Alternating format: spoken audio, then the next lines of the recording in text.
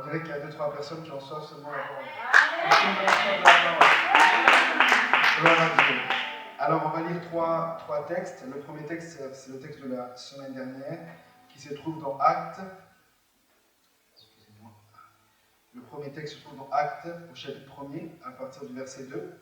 C'est le premier texte que nous allons lire. Actes, chapitre 1er, au verset 2. Nous allons également lire Jérémie, chapitre 29, au verset 10. Donc, Actes, chapitre 1er, au verset 2. Jérémie, chapitre 29, du verset 10 au verset 14. Donc, Jérémie, chapitre 29, du verset 10 au verset 14. Et enfin, 1 Corinthiens 10, au verset 13.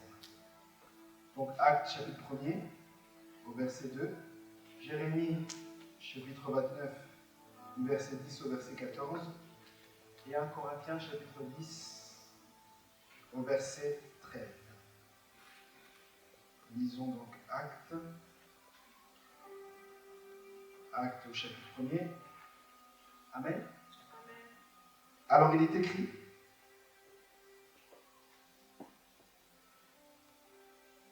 jusqu'au jour où il fut enlevé au ciel, après avoir donné ses ordres par le Saint-Esprit aux apôtres qu'il avait choisis, après qu'il eut souffert, il leur apparut vivant, et leur en donna plusieurs preuves, se montrant à eux pendant 40 jours, et parlant des choses qui concernent le royaume de Dieu.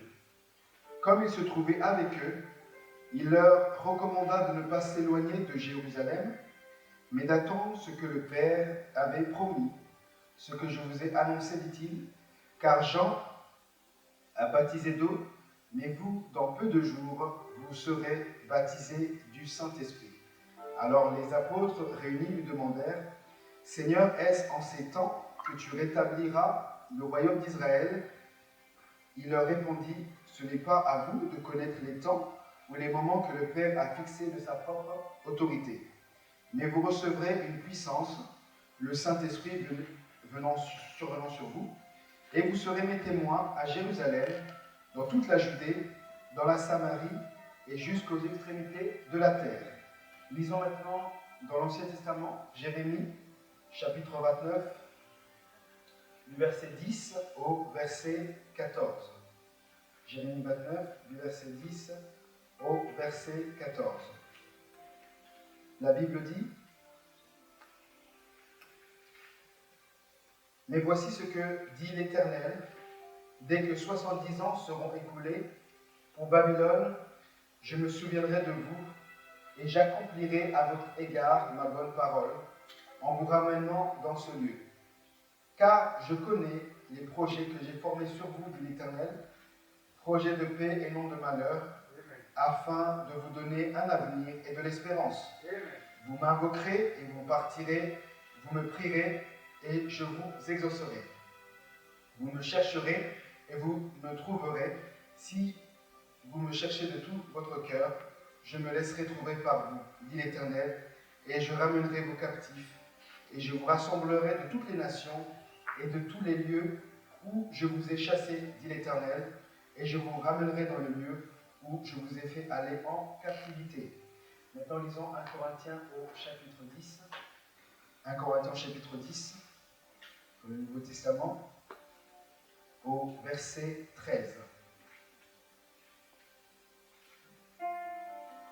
Il est écrit: aucune tentation ne vous est survenue qui n'ait été humaine, et Dieu, qui est fidèle, ne permettra pas que vous soyez tentés au-delà de vos forces, mais avec la tentation, il préparera aussi le moyen d'en sortir, afin que vous puissiez la supporter. Je relis le terme tentation, dans d'autres versions, c'est plutôt le terme épreuve. Aucune épreuve, aucune tentation, aucune épreuve ne vous est survenue qui n'était humaine, et Dieu qui est fidèle ne permettra pas que vous soyez tentés au-delà de vos forces, mais avec la tentation, il préparera aussi le moyen d'en sortir, afin que vous puissiez la supporter. Amen. Alors nous sommes toujours dans notre thème qui arrive à la fin, quand Dieu décide de se lever. Est-ce qu'on peut dire quand Dieu décide de se lever? Est-ce qu'on peut dire encore quand Dieu décide de se lever? Est-ce que tu peux dire une troisième fois quand Dieu décide de se lever? Voilà, donc nous abordons, on a abordé, c'est vrai, plusieurs choses. Et je pense qu'aujourd'hui, nous allons clôturer ce thème. Et dans cette thématique, nous avons aspiré à ce que chacun d'entre nous puisse avoir des principes sur comment déclencher la faveur de Dieu dans sa vie. Comment déclencher la manifestation, comme on dit au milieu chrétien, du ciel ouvert dans sa vie. Ce thème avait pour but de nous donner plusieurs principes et plusieurs éléments, plusieurs moyens que Dieu peut utiliser pour nous bénir, pour nous toucher, pour nous visiter. Parce que l'aspiration profonde de Dieu pour chacune de ses créatures, l'aspiration profonde de Dieu pour chacun de ses enfants, c'est de voir sa main dans notre vie. Amen. Dieu ne peut pas et ne voudra pas se réjouir de nos souffrances ou de nos difficultés. Dieu ne se réjouit pas lorsque nous sommes en souffrance, il ne se réjouit pas lorsque les choses n'avancent pas. Non, Dieu a pour but, et comme on l'a vu dans le texte de Jérémie, il a des plans de paix et non de malheur. Et la semaine dernière, nous avons étudié quelque chose. On a dit que parmi toutes les choses, parmi tous les éléments que Dieu porte un intérêt, nous avons parlé de la qualité de ma prière. Est-ce qu'on peut dire la qualité de ma prière? Est-ce qu'on peut dire la qualité de ma prière? Nous avons dit tout simplement la semaine dernière, c'est que pour que Dieu soit en mouvement, pour que Dieu soit en activité, pour que Dieu soit en action, il va porter un regard sur notre manière de nous adresser à lui, sur notre manière de prier en fait. La prière est une chose importante dans le cœur de Dieu, parce qu'en fin de compte, il nous a créés pour être en relation avec lui. En fin de compte, il nous a créés pour qu'on soit en communion avec lui. Et nous avons dit que dans la Bible, au travers du texte du livre de Actes, nous avons vu comment les disciples sont restés dans la chambre haute, sont restés dans cette salle et sont restés en prière pendant 40 jours. Ils sont restés pour la venue du Saint-Esprit. On a dit que certaines situations de nos vies peuvent être débloquées, peuvent être modifiées, peuvent être changées par rapport à la manière dont nous allons prier. Amen. Et comme je l'ai dit ce matin, et comme je l'ai dit les fois précédentes, il y a une chose que nous ne devons pas négocier, il y a une chose que nous ne devons pas, être légers, c'est avec notre vie de prière. Amen. Nous pouvons être légers avec plusieurs choses, mais ne soyons pas légers avec notre communion avec Dieu. Parce que, comme nous déclare la Bible, nous sommes dans un combat spirituel. La Bible dit combat le bon combat, celui de la foi. Nous sommes dans un combat, nous sommes dans une lutte et nous devons nous tenir debout dans la prière. Il y a certaines situations qui peuvent changer par la prière et il y a certaines situations qui peuvent être préservées à cause de la qualité de notre vie de prière. Généralement, chaque fois que nous avons, on peut faire beaucoup de choses, mais quand il s'agit de prier, on n'a plus la force de prier. Il y a une chose que le diable combat, le monde spirituel va combattre, c'est notre vie de prière. C'est notre capacité à prier. C'est notre capacité à nous tenir debout. C'est notre capacité à être résistant. C'est notre capacité à nous adresser à lui. Pour diluer la vie de prière, souvent ce que l'ennemi va faire, va nous amener à prier selon nos propres pensées, selon notre propre volonté. Et pour que la vie de prière soit efficace, elle doit être équilibrée. Nous devons avoir une vie de méditation, nous devons avoir une vie, où nous sommes enracinés dans la parole pour prier selon la volonté de Dieu. Et nous avons dit plusieurs types de prières. On a parlé de la prière, prier pour le nom de Dieu dans notre vie. Est-ce qu'on peut dire prier pour le nom de Dieu dans notre vie? En fait, quand je parlais de prier pour le nom de Dieu, je disais tout simplement prier pour la place de Dieu dans notre vie. Quand nous prions pour que Dieu puisse avoir sa place dans notre vie, nous permettons à Dieu de poser un regard particulier dans notre vie. Amen. Parce que nous ne prions pas uniquement par rapport à notre soif personnelle, nous ne prions pas uniquement pour nos propres intérêts, mais nous voulons qu'il puisse être au centre, nous voulons qu'il puisse encore prendre la place qu'il doit avoir. Nous avons dit également qu'il fallait prier dans la dimension de l'intercession. Est-ce qu'on peut dire la dimension d'intercession? Est-ce qu'on peut dire la dimension d'intercession? Nous avons dit que la dimension d'intercession, c'est la capacité de prier en faveur des autres. Est-ce qu'on peut dire en faveur des autres? La capacité de prier en faveur des autres. Et lorsque nous prions en faveur des autres, il y a comme un mouvement, il y a comme une grâce qui est communiquée. Dieu, dans ses principes, il veut que nous puissions avoir à cœur les autres. Plus tu as à cœur les autres, plus tu as à cœur que leur situation change, plus tu déverses au Seigneur, la prière en faveur des autres, plus tu déverses au Seigneur leur vie, leur situation, plus Dieu va poser un intérêt sur toi. Amen.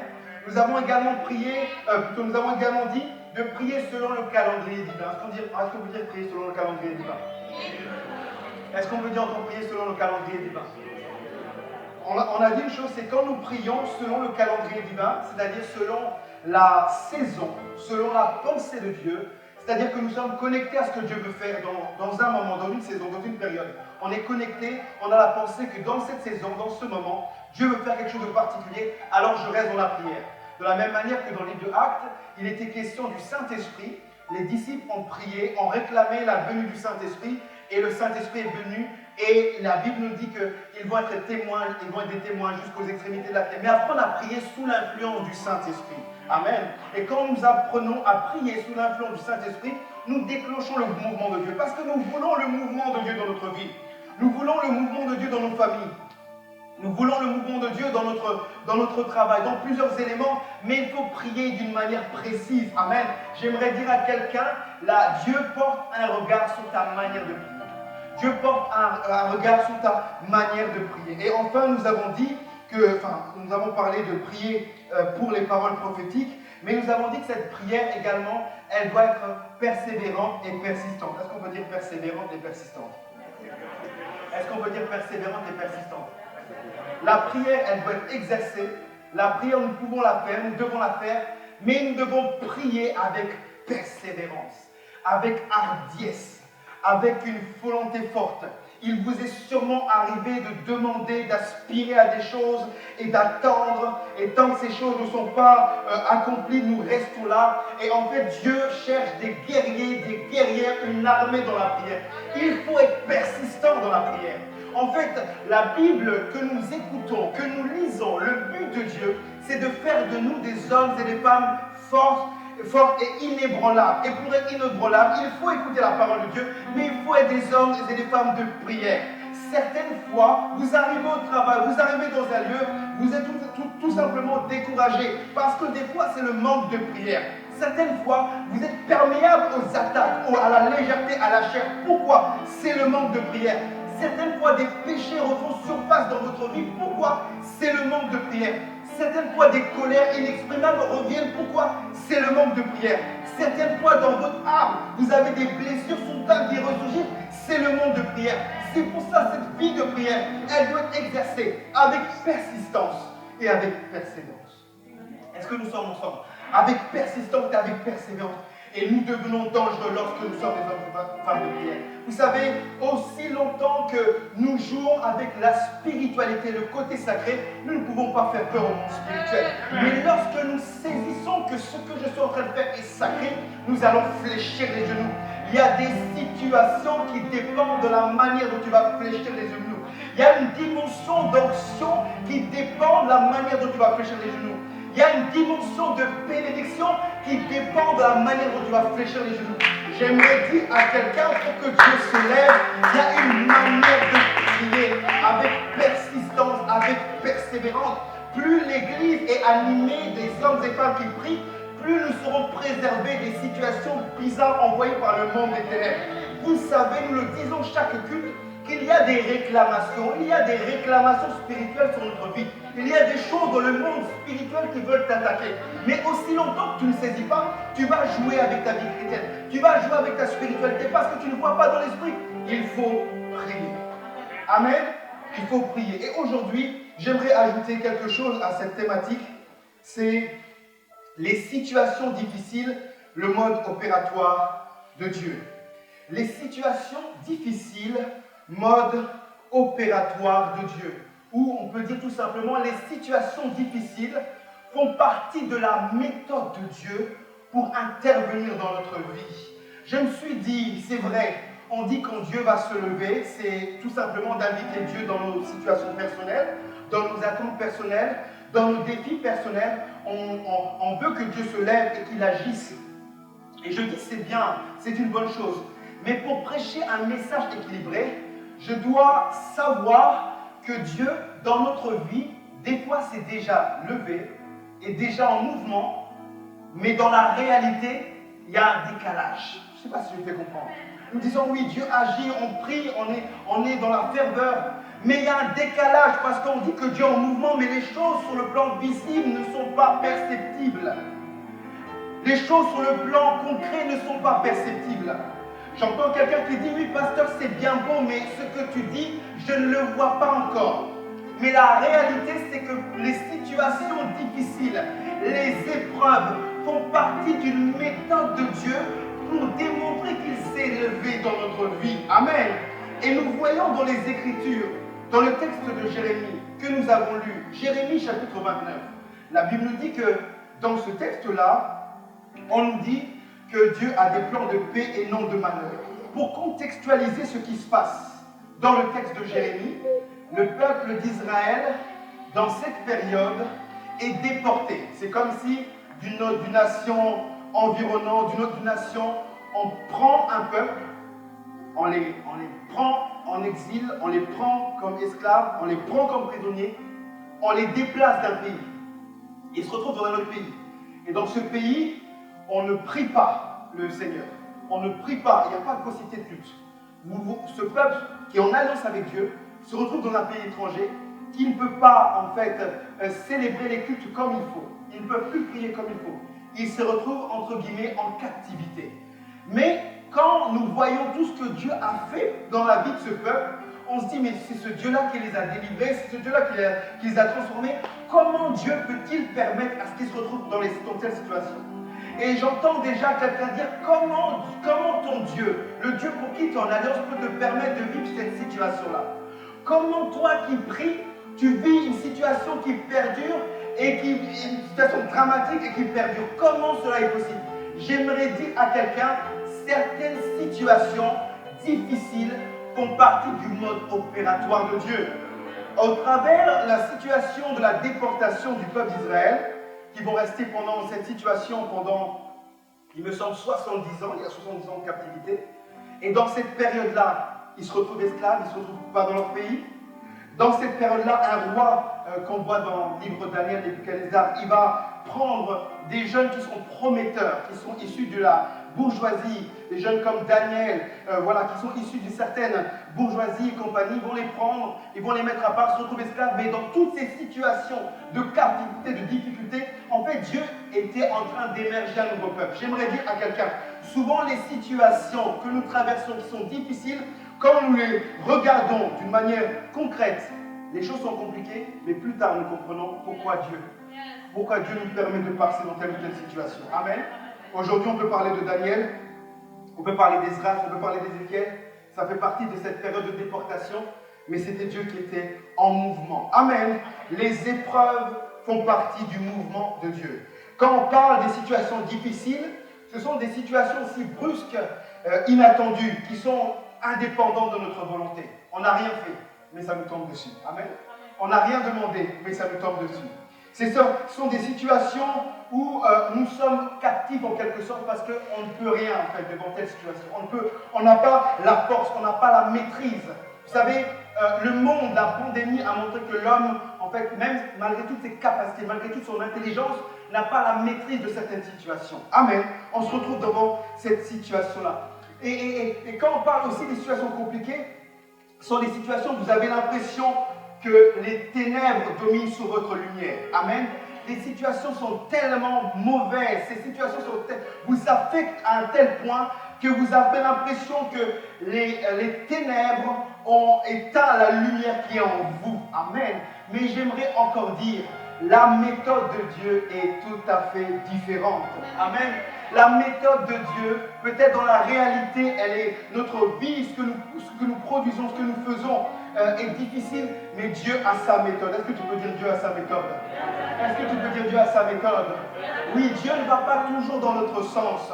Dieu ne va pas toujours agir et nous bénir comme nous le concevons. Dieu ne va pas toujours nous parler comme nous le concevons. Mais Dieu va nous parler au travers des situations difficiles, au travers des épreuves. Les épreuves sont là pour nous amener quelque part. Les épreuves sont là pour nous conduire vers le chemin de Dieu. Les épreuves sont là pour nous amener dans son plan, dans notre destinée. Parce que la réalité, c'est que Dieu veut faire de toi, Dieu veut faire de moi, Dieu veut faire de son peuple un peuple solide. Aussi longtemps que tu n'es pas solide, tu ne pourras pas aller dans tel territoire. Aussi longtemps que tu n'es pas ferme, tu ne pourras pas faire telle ou telle chose. Chaque enfant de Dieu, chacun nous avons un parcours. Et ce parcours est marqué par des bonnes situations. Ce parcours également est marqué par des situations difficiles. Les situations difficiles, mode opératoire de Dieu.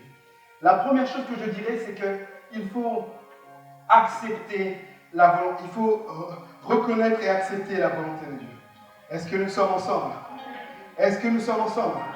Il faut apprendre à accepter et reconnaître la volonté de Dieu dans notre vie. Accepter et reconnaître la volonté de Dieu dans notre vie. Vous savez, quand quelqu'un fait une erreur, il peut accepter cette erreur, mais il ne peut pas, des fois, réaliser son erreur. Des fois, il faut comprendre que Dieu en est la source. Amen. Accepter et reconnaître la volonté de Dieu, c'est réaliser ce que je traverse, Dieu en est à la source. Je n'ai rien fait pour, mais Dieu en est à la source. Et si Dieu en est à la source, il a un but à accomplir. Il a un but à réaliser. Derrière cette captivité, il voulait façonner son peuple pour que son peuple marque l'histoire. Derrière cette captivité, il devait permettre d'émerger, qu'il puisse émerger des prophètes. Derrière la situation auquel tu traverses, tu ne sais pas qu'est-ce qui peut émerger de cette situation. Tu ne sais pas qu'est-ce qui peut permettre d'écrire ton histoire. Chacun a une histoire à écrire. Chacun a une histoire à marquer. Chacun a un processus qui doit être fait. Chacun a quelque chose qui doit être enfanté. C'est comme je disais ce matin, c'est comme lorsqu'une femme accouche, il y a une souffrance, mais après il y a une joie. Il y a des temps de souffrance, mais il y a des temps de joie. Mais il faut reconnaître, accepter que derrière cette situation, c'est Dieu. C'est Dieu derrière. C'est Dieu derrière. Si alors c'est Dieu, je me confie en lui. Si alors c'est Dieu, c'est qu'il s'est levé en fait. Parce qu'il se lève, quand on dit que Dieu s'est levé, ça ne veut pas forcément dire qu'il va agir d'une manière, que son action est visible. Son action n'est pas encore visible, mais il s'est déjà levé. Cette situation que je peux traverser, difficile, compliquée, incompréhensible, je n'arrive pas à la capter d'une manière rationnelle, mais je reconnais que Dieu en est la source. Est-ce que nous sommes ensemble? Il y a des erreurs que nous pouvons faire. Je reconnais et j'accepte la volonté de Dieu. La Bible dit que Jésus à Gethsémane allait dans son parcours, mais il a dit non, pas ma volonté, mais ta volonté. Seigneur, c'est difficile, mais si c'est ta volonté, si seulement c'est ta volonté, alors il y a quelque chose que tu veux m'apprendre. Dieu ne fait rien au hasard. Dieu est un bon Père. Dieu est notre Créateur. Dieu est notre soutien. S'il permet ça, c'est qu'il y a quelque chose. Il y a quelque chose que je dois apprendre. Il y a quelque chose qui doit sortir de cette situation. Et souvent, lorsque les situations difficiles arrivent, on se disperse, on se pose 10 000 questions. Mais je dois me dire, premièrement, dans le mode opératoire de Dieu, dans sa méthode, cette situation, je ne la maîtrise pas. Mais je sais que Dieu en est la source. J'accepte sa volonté. C'est compliqué, c'est dur. Mais si c'est la volonté de Dieu, il n'y a que du bon qui va émerger de cette situation. Même si aujourd'hui je ne comprends pas, assurément demain je vais avancer. Et quand vous marchez avec la compréhension que c'est la volonté de Dieu, vous vous confiez en lui. Amen. Seigneur, ça dépend de toi. Ça ne dépend plus de moi. Ça dépend de toi. Et c'est pour ça que là, le mystère de ceux qui se confient en l'Éternel ont des chemins tout tracés commence à s'opérer. Je me confie en Dieu pour cette circonstance. Je me confie en lui seul et je sais que si je me confie en lui seul, il y a comme un chemin qui est tracé.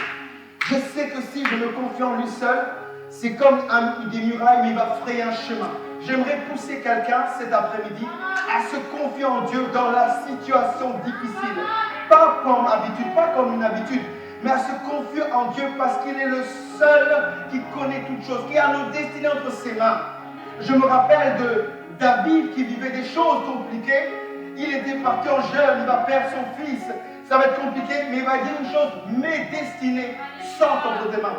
Et derrière le mode opérateur de Dieu, il faut comprendre, accepter, reconnaître et comprendre sa volonté. La deuxième chose qu'il faut saisir, c'est que les inachevés font partie du plan, peuvent faire partie du plan de Dieu. Est-ce que nous sommes ensemble? Les inachevés les inachevés peuvent faire partie du plan de Dieu. Les inachevés. Quand il est question d'inachevé, il est question de quelque chose que vous commencez, mais qui n'aboutit pas. Quelque chose auquel vous êtes investi, mais qui n'aboutit pas. Un peu comme la tour de Babel. Les hommes ont érigé une tour pour montrer leur force, leur intellectualisme, mais Dieu arrête les choses. Il y a des projets que vous commencez, il y a des choses auxquelles vous êtes investis, il y a des aspirations que vous avez eues, même si vous avez travaillé, vous vous êtes donné, mais ces choses se sont arrêtées. J'aimerais dire qu'il y a certains projets, il y a certaines situations que Dieu lui-même aussi arrête. Amen. Que Dieu en est la source de cet arrêt. Ce projet s'est arrêté parce qu'il en est la source. Ce projet, cet investissement, cette entreprise, elle s'est arrêtée parce qu'il en est la source. Il y a des inachevés que Dieu provoque. Il y a des inachevés que le diable également provoque, c'est-à-dire qu'il sait que vous êtes sur le bon chemin, vous êtes dans la bonne dynamique, il fait tout pour vous arrêter. Il y a des inachevés qui se passent à cause des erreurs, des mauvais choix qu'on peut faire. Mais j'aimerais dire qu'il y a des inachevés dont Dieu est la source. Il y a des inachevés dont Dieu est la source. Il y a de ce type de relation, de projet que Dieu arrête parce qu'il dit une chose. Si tu continues dans ce projet, tu ne seras pas heureux, tu ne seras pas heureuse. Si tu continues à faire ce projet de déménagement, de quitter cette zone géographique, il ne sera pas à l'œuvre, il ne sera pas là, il arrête les choses. En fait, les inachevés nous montrent que Dieu se lève parce qu'il a envie d'accomplir une chose, son plan dans notre vie. Je ne sais pas qu'est-ce qu'ils attendaient dans cette période de captivité. Je ne sais pas quel projet le peuple d'Israël avait. Mais assurément, il y avait des projets et Dieu a arrêté les choses. Amen. Il faut aussi apprendre, dans les situations difficiles, apprendre que Dieu est la source et il arrête les choses. Mais quand il y a des inachevés, ça crée beaucoup de frustration, ça crée beaucoup d'amertume, ça crée beaucoup de doutes parce qu'on s'est investi, on a avancé, on a évolué, on s'est investi, mais on a de l'amertume parce que ce projet n'a pas abouti. Mais j'aimerais dire que des fois, Dieu en est la source. Amen. Est-ce que nous sommes ensemble? Est-ce que nous sommes ensemble? Les voies par lesquelles Dieu passe sont des fois incompréhensibles, mais des fois il va provoquer les choses pour que ce projet n'aille pas jusqu'au bout. Amen. Et ça va déclencher des inachevés. Mais Dieu permet des inachevés. Pourquoi? Parce qu'avec Dieu, tout est possible. On peut rebâtir quelque chose. Je ne sais pas si vous comprenez.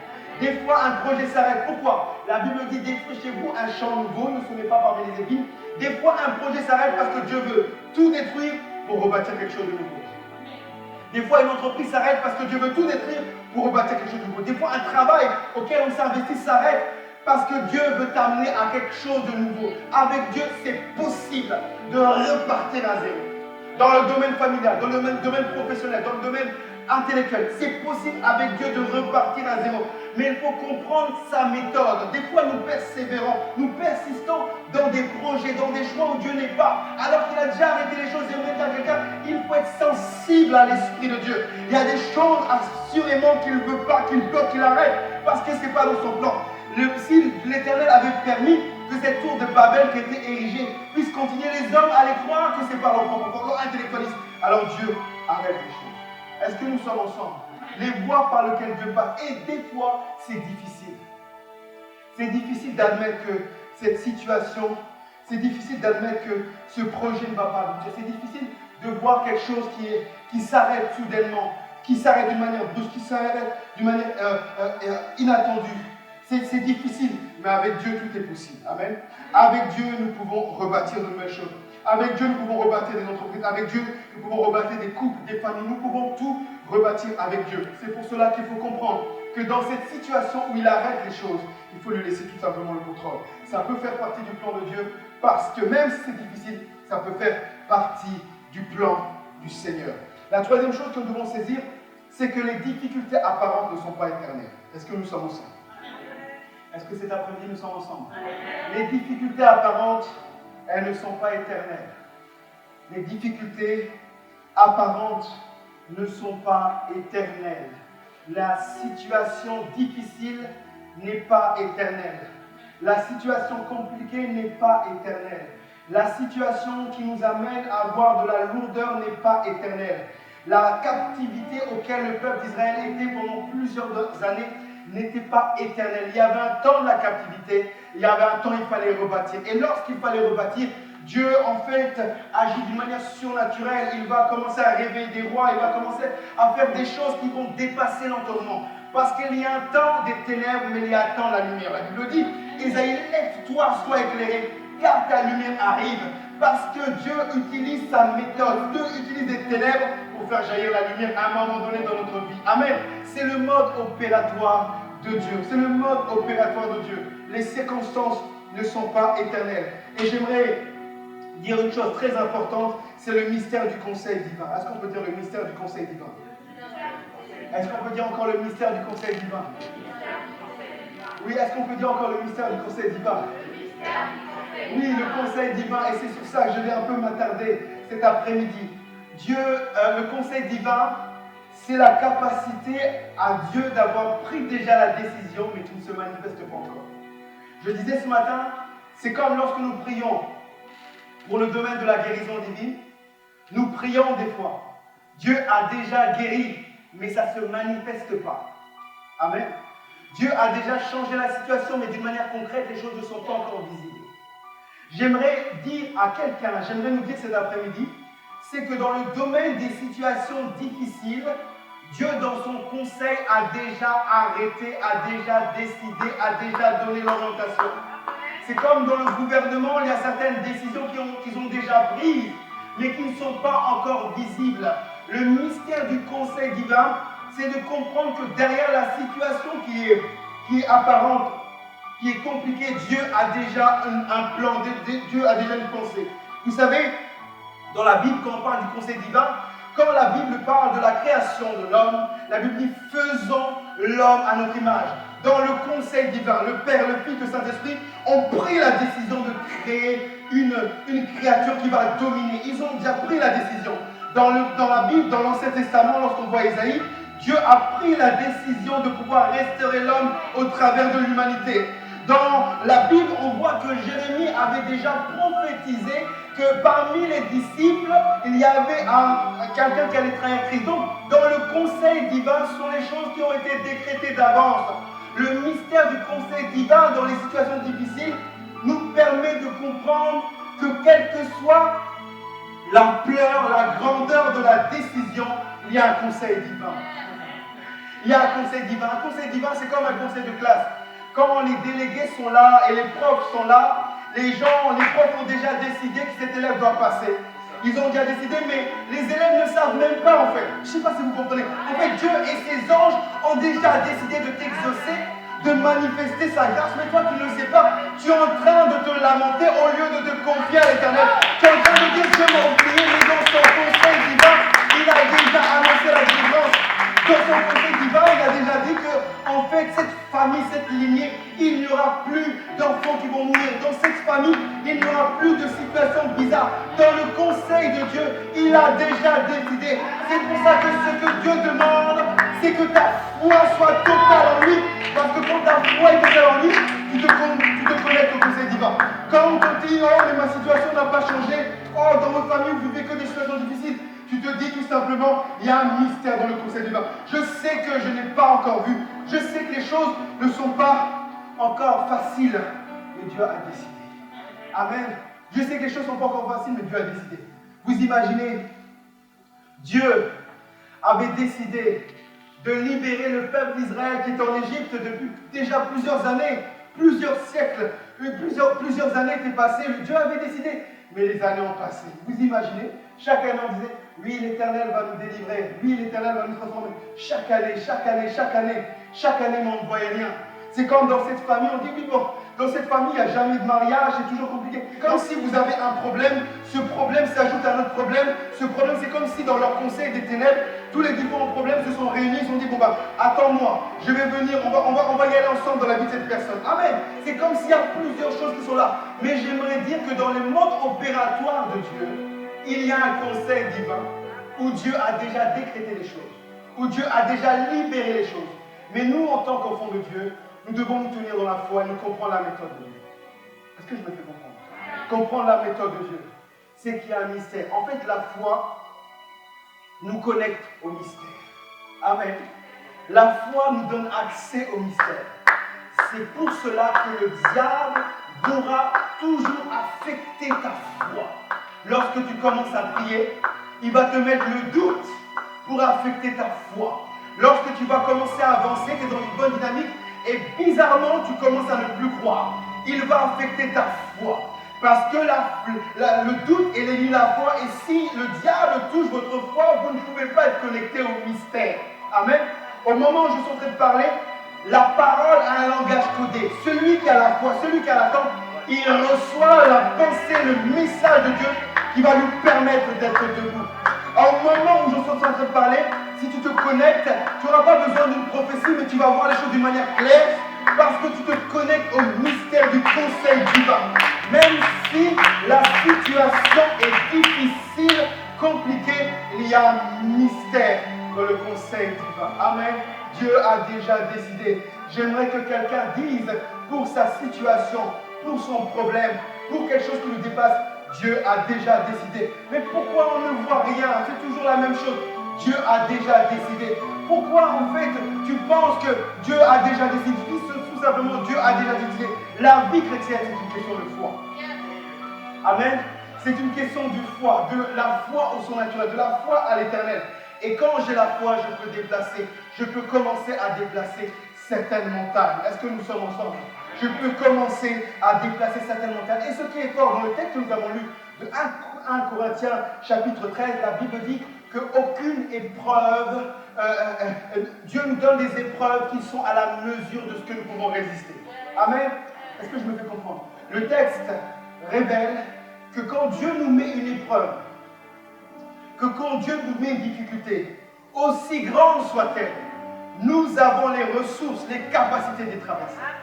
Même si, en fait, humainement parlant, d'une manière intellectuelle, d'une manière rationnelle, nous n'avons pas la force, si Dieu nous met cette épreuve, c'est que nous avons les ressources spirituelles pour la traverser. Amen.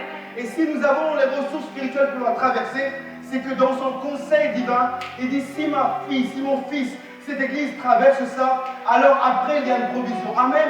La foi persistante, constante en l'éternel, devant les situations difficiles, nous amène tout simplement à devenir des hommes et des femmes qui ont du poids spirituellement. Amen. Le mode opératoire de Dieu, au travers des situations difficiles. Je dois comprendre, je dois accepter sa volonté. Je dois saisir qu'il en est à l'origine, que Dieu est à l'origine de cette situation. Je dois saisir qu'il va permettre des situations ou des projets qui sont inachevés. Et ça crée en moi des frustrations. Je dois comprendre que malgré les différentes situations, ce n'est pas quelque chose qui va durer éternellement. Mais surtout, ce que je dois saisir, c'est que Dieu a un conseil divin. Et dans son conseil divin, il fonctionne avec ses anges, avec le monde spirituel. Il t'a déjà exaucé. Il a déjà vu ton cœur. Il a déjà vu tes attentes. Il a déjà décidé. Il est déjà debout. Il est déjà en mouvement, mais ce n'est pas encore perceptible. Amen. La guérison n'est pas encore perceptible. Le changement n'est pas encore perceptible. Mais l'attitude que je dois avoir, contre tout, malgré tout, c'est d'espérer en lui et en lui seul. Espérer contre toute espérance. Et comprendre que dans son conseil, dans son mystère, où il avait pensé déjà à créer l'homme, dans son mystère où il avait déjà décidé des choses, dans son mystère, il me destine à quelque chose. Amen. Il me destine à être à l'image de son Fils. La Bible nous parle, quand la Bible parle des ministères, quand la Bible parle des enfants de Dieu, la Bible nous dit que nous devons tendre vers la stature de Christ. Amen. j'aimerais, je le dis à chaque fois, nous voulons ressembler à Jésus. Nous voulons être comme Jésus, manifester les choses comme Jésus. Mais si nous devons manifester les choses comme Jésus, alors l'une des voies, c'est la voie des épreuves. Amen. C'est de comprendre les épreuves, mais tirer les bons enseignements des épreuves que nous pouvons traverser. Tirer les bons enseignements des situations difficiles que nous pouvons traverser. Parce que Dieu a sa méthode. Sa méthode ne nous plaît pas toujours. La méthode que Dieu utilise ne nous plaît pas toujours. Mais je dois comprendre dans la méthode de Dieu, il y a une dimension de la souveraineté de Dieu. Amen. Il y a une dimension de l'inconnu. Il y a une dimension du mystère. Quand nous voyons cette déportation, quand nous voyons Israël, quand nous voyons Jacob, quand nous voyons les différentes tribus, quand nous voyons comment Dieu fonctionne avec les êtres humains, les créatures qu'il choisit, quand nous voyons toutes ces choses, nous sommes ébahis. Mais au bout, c'est sa finalité, c'est son plan. Est-ce que je me fais comprendre? Est-ce que je me fais comprendre? Les situations difficiles ne vont pas t'arrêter. Les situations difficiles ne vont pas t'abattre. Les situations difficiles vont te connecter au message de Dieu. Les situations difficiles vont te permettre tout simplement de grandir, de développer ta foi. Les situations difficiles, quelle que soit la situation difficile auquel tu te retrouves, si tu te confies en l'Éternel, tu as les chemins tout tracés en lui. Amen. Les chemins tout tracés, ça ne veut pas dire que tout est facile, que tout est rose. Mais les chemins tout tracés, c'est que Dieu a une voie. Amen. Et lorsque Dieu a une voie, il me conduira dans ses voies. Amen. Est-ce que je me fais comprendre? Lorsque Dieu a une voie, il me conduira dans ses voies, dans son plan, dans son programme. Quand Dieu décide de se lever. Amen. Quand Dieu décide de se lever. Quand Dieu décide de se lever. Et j'aimerais dire qu'il a décidé de se lever pour ta vie. Amen. Ce n'est pas encore visible. Ce n'est pas encore perceptible. Mais son alliance avec toi parle. Son alliance avec toi montre le chemin. Son alliance avec toi va te conduire dans son plan. Amen. Est-ce que nous pouvons nous lever dans cette attitude? Et nous voulons prier jusqu'à